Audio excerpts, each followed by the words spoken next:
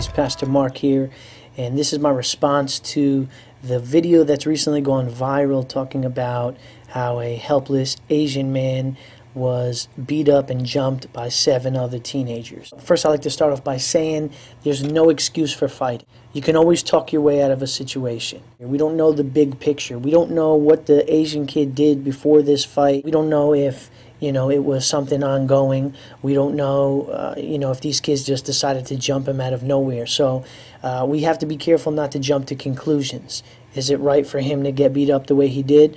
No, absolutely not. So apparently, before this video was made, Wesley, who was the primary person that was beating up on the Asian guy, got jumped by this Asian guy plus 20 other Asian guys. I guess the girl that filmed it, or a girl that knew one of the kids in the video, knows the whole story, and she said that this fight is just a reaction from the guys who got jumped originally. 2 wrongs don't make a right. Am I saying that if somebody hits you, you don't have the right to hit them back?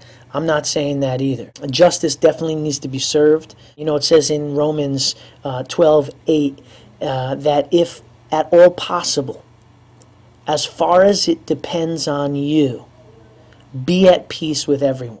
Paul's not saying that it's our duty to never ever be at fault with someone else or to never ever get into an argument with somebody. He's saying if at all possible, as far as it concerns you, be at peace with everybody. So there is going to be situations where there's going to be confrontation.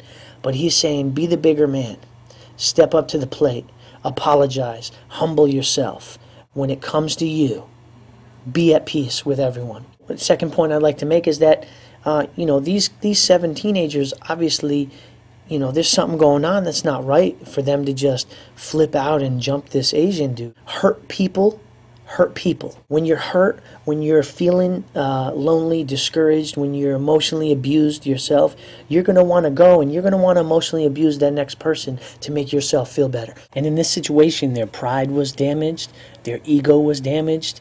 I think if you listen close enough, he says, "You ruined my pride," or something to that effect. These kids got beat up. Of course, they're going to want to go and they're going to want to do damage to the person that embarrassed them and put them to shame. Is it right? No, it's not right. They shouldn't have done that. But I also feel bad for those 7 teenagers that were jumping the Asian dude, because those 7 teenagers are probably hurting inside. Was it right what they did? Absolutely not. Guys, my main point here is don't be a bully. There's too many bullies in the world. Okay? Stand up for what's right. Do the right thing.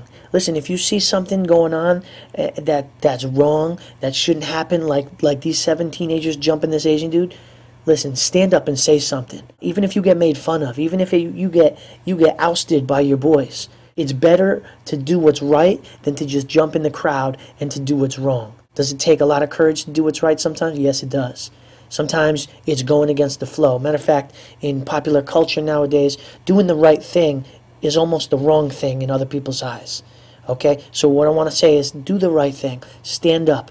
Say no.